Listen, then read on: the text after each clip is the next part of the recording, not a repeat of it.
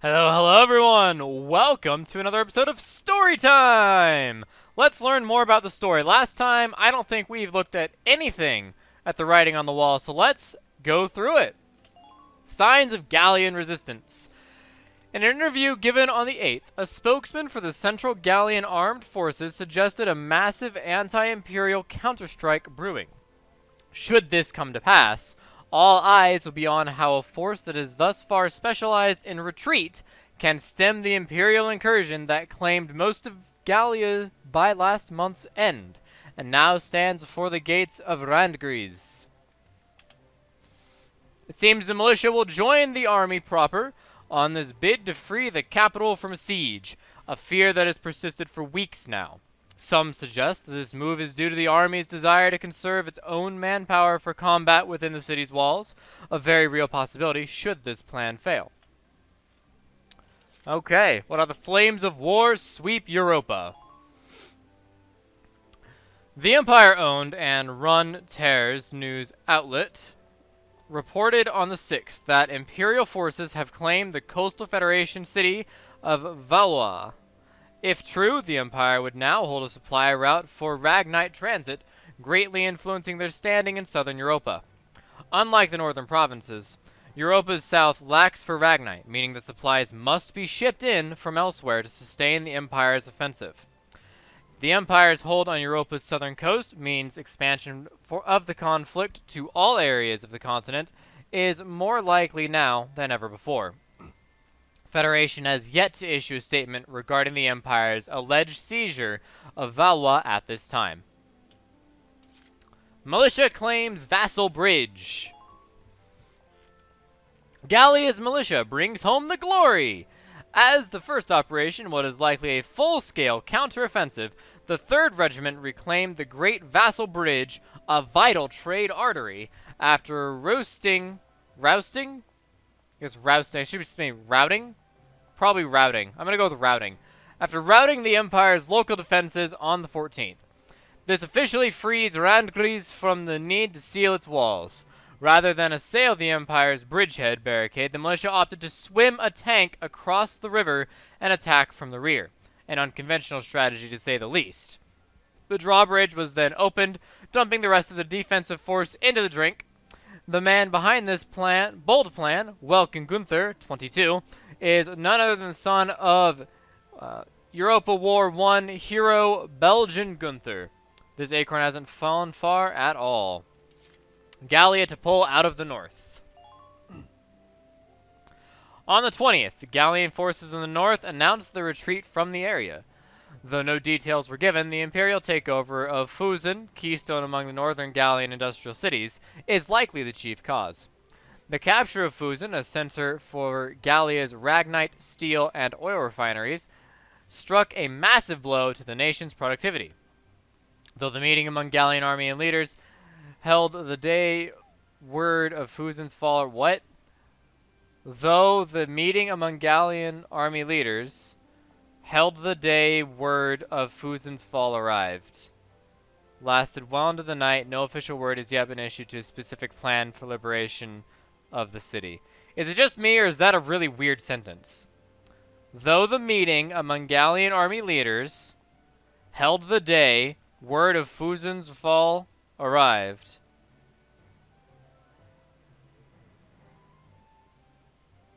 Is that a misplaced comma? Let me say this a different way. Though the meeting among Gallian army leaders held the day, word of Fusen's fall arrived, lasted well into the night. No official word has yet been issued. I'm not sure. That just seems like a bad translation. That's weird. Anyways, Lucky Sevens cut off supply base. The militia's 3rd Regiment, partner in our ongoing war correspondence, was successful in seizing the Empire's supply base in the Cloden Wildwood despite interference from Empire ace General Radi Jaeger. This new victory, coming on the heels of their vassal win last month that pushed the invasion back to central Gallia, has all of Randgriz singing their praises. Losing the Cloden base was no doubt a severe blow to the Imperial force looking to regain some of that lost ground, which is good news to Gallians everywhere. It's anyone's guess where the militia will crop up next, but their efforts so far make one thing clear. Those men and women mean business. Militia issues draft notices. Oh, fun. The government issued a second wave of drafts among galleons for the militia on the 8th. Expected since the Empire's formal declaration of war last month, this draft was likely made inevitable by the recent series of losses in the east and north. The draft will target males aged 30 to 45, selected based on qualifications and their impact upon Gallia's normal function. The militia is also accepting volunteers from those not included in the second draft, but many worry about the economic strain that further losses to the commerce and industry sector may impose. Understandable. Imperial Shadow hits Barius. Central Gallian Command reported on the 15th that the militia had encountered and routed... Yeah, it must be routed for that last one. Encountered and routed a contingent of Imperials stationed in Barius. Culmination of a clandestine investigation into reported Imperial activity in the area. The Badlands topography is poorly suited to the combat maneuvers, and the region holds little to no strategic value, making the Empire's goal there unclear. One theory suggests that the desert region is home to an as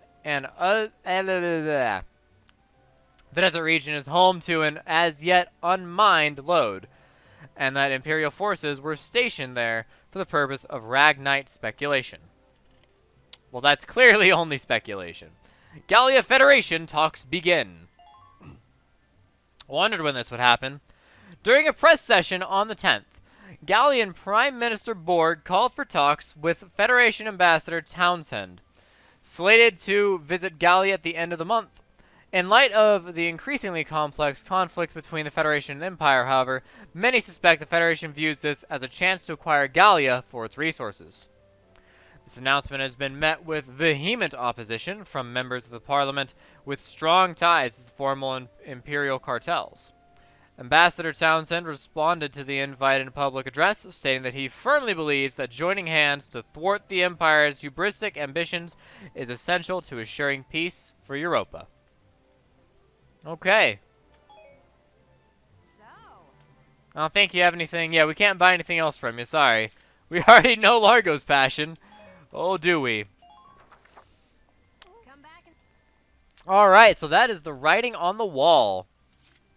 Let's go ahead and jump back to book mode. Load it up and check out our personnel. So we have some new people, some updates. Alicia. In light of her experience, both from the Town Watch and her military education, she was appointed as a non-commissioned officer posted to Squad 7. It looks like that's the only new bit there. Alright. Isara. She's adopted the Gunther family's welcome sister. Taking to engineering in her father's footsteps, she elected a mechanics path in secondary military education, earning several credentials before enlisting. Impressive. Faldio. His secondary and university military education earned him an officer's rank credentials as a tank commander.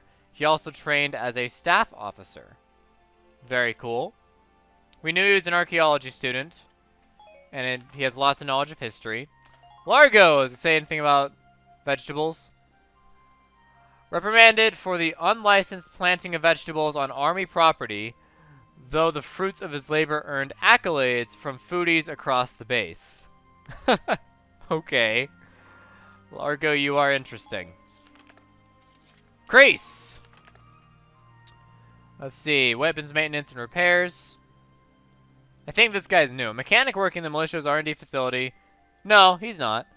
His primary responsibilities include weapon maintenance and repairs. Called to enlist while working a factory job in his hometown after middle school. He was initially so homesick, he reports once attempting to go AWOL to return. Well, unfortunately, that does happen. Leon. Despite entering a secondary tech school with promising grades, his freewheeling nature soon prompted him to withdraw and wander Gallia until the war broke out. As a chief task lay in the development of new weapons. Leon Schmidt. Hans. Ah, the pig. Age 1.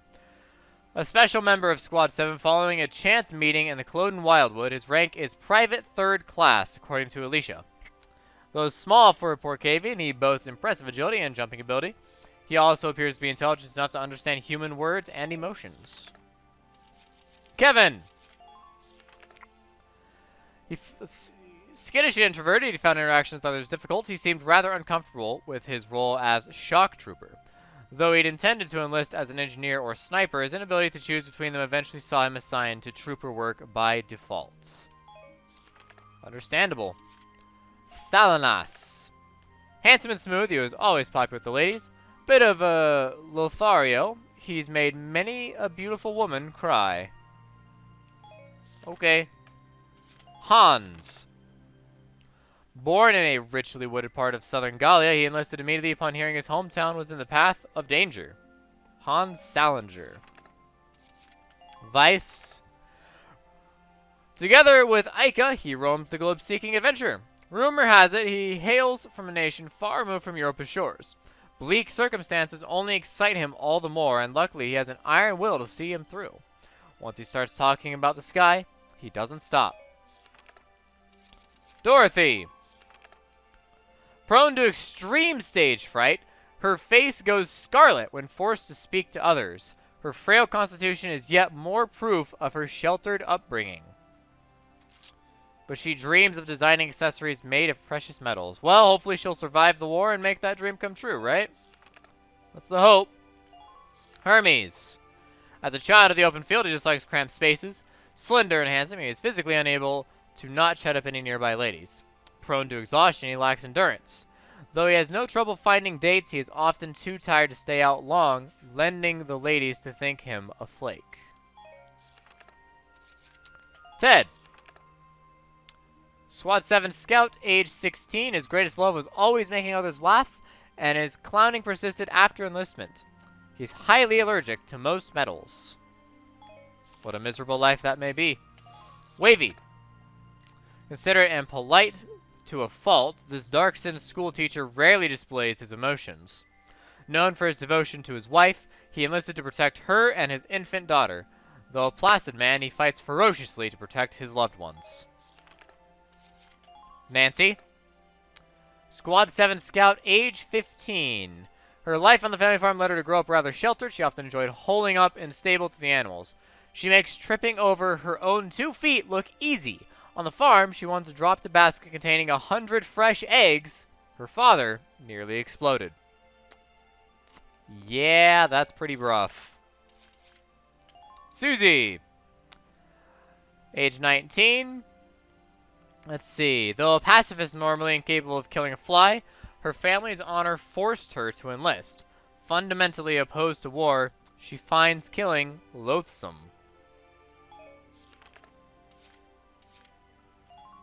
Whoops. Oh, I forget how to change the page. Gosh dang it. There it is. I got there. Frisia. Squad 7 Scout, age 18. Called Dancer of the Sand. She roamed the desert as an entertainer until the Empire's attack killed business, driving her to enlist. Having lost her parents at an early age, she grew up footloose and fancy-free. As a result, she is unused to other people counting on her, which she finds taxing. Hector. The former head of the local watch's home village, showed natural leadership that won the respect of all soldiers. People still speak of the time he routed an Imperial team with only a handful of soldiers by his side. He dreamed of starting a shipping company someday. Herbert. Utterly capricious, he refuses to lift a finger when unmotivated. He began riding horseback to save himself the effort of walking, and has become quite skilled. Carl. Squad 7 engineer, age 23. He worked at a frozen ironworks until the incursion of the Imperial Darks and Hunters drove him to evacuate to the capital. Homer. Squad 7 engineer, age 15. A sensitive soul dwells within the angelic exterior of this young boy who volunteered for service despite his frail constitution. Ramsey. Age 21. Her love for tinkering with machines saw her enroll in Technical University. There she began work on developing new weapons. Often careless, the machines she works on have a tendency to break down easily. She set out to create a firearm that required no maintenance, but got bored. Nadine. She's fiercely protective not only of her fellow Darkstons, but of anyone whom she has recognized as a friend, readily risking danger to keep them safe. With a master's degree in literature. Oscar. Squad 7 sniper, age 15. He enlisted in order to keep his sickly younger brother safe. The scar on his forehead tells of a childhood attempt to do the same. Cesare.